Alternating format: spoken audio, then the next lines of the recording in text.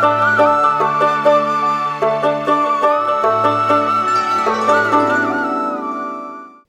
মুহূর্তে দাঁড়িয়ে রয়েছি ভারত বাংলাদেশ সীমান্তবর্তী নদিয়ার হৃদয়পুরে।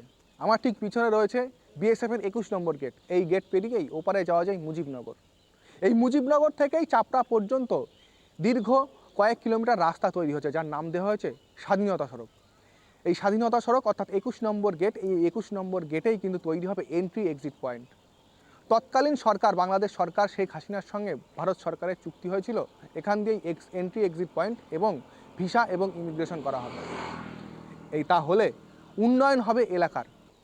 ভেঙে দেওয়া হয়েছে রাস্তার ধারে সমস্ত ঘরবাড়ি, চলছে রাস্তার কাজ। কয়েকদিনের মধ্যে রাস্তার কাজ সম্পূর্ণ হবে, কিন্তু আদৌ কি হবে এন্ট্রি এক্সিট পয়েন্ট? এখন সেই চিন্তায় রয়েছে হৃদয়পুর গ্রামের বাসিন্দারা। সামনের দিনে যে শেখ হাসিনার পরবর্তী যে সরকার আসবে, সেই সরকারের সাথে আমাদের সরকারের যেহেতু কাজ চালু রয়েছে, কাজের মাধ্যমে আমরা দেখতে পাবো সামনের দিনে। কারণ যদি না হয়, কারণ প্রত্যেক মানুষের, গ্রামবাসী যেহেতু দোকানপাট ছিল, সেগুলো ক্ষতি তো হয়ে গেছে। আপনারা দেখতে পাচ্ছেন রাস্তার কাজটা।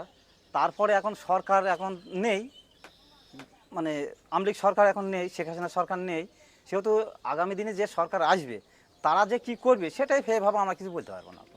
এই যে বন্দরটা যদি হতো, সেক্ষেত্রে আপনাদের কি কি উন্নতি? এই বন্দরটা হলে পরে আমাদের এলাকার উন্নতি হতে ভালো, মানে আমাদের বিশেষ করে আমাদের চাপড়া এলাকার অনেক লোক, অনেক বেকার লোক কাজ পেতো, হ্যাঁ, ব্যবসা বাণিজ্য পেতো, হ্যাঁ, নানান দিকে চাষিরাও এমনকি তারা ফসলের কিছু দাম পেতো, যেহেতু যে ফসলগুলো বাংলাদেশে যায় এখান থেকে, সেইগুলো এখান থেকে মানে যেহেতু ক্যারিং কষ্ট হতো না। তাই হ্যাঁ, এরকম একটা আমরা দুশ্চিন্তায় আছি যে হাসিনা সরকার তাহলে খুব তাড়াতাড়ি হয়ে যাইত।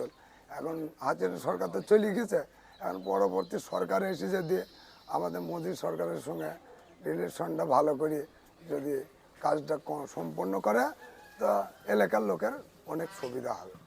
আমার শহর চাপড়া থেকে সন্তু সাহা, কলকাতা টিভি।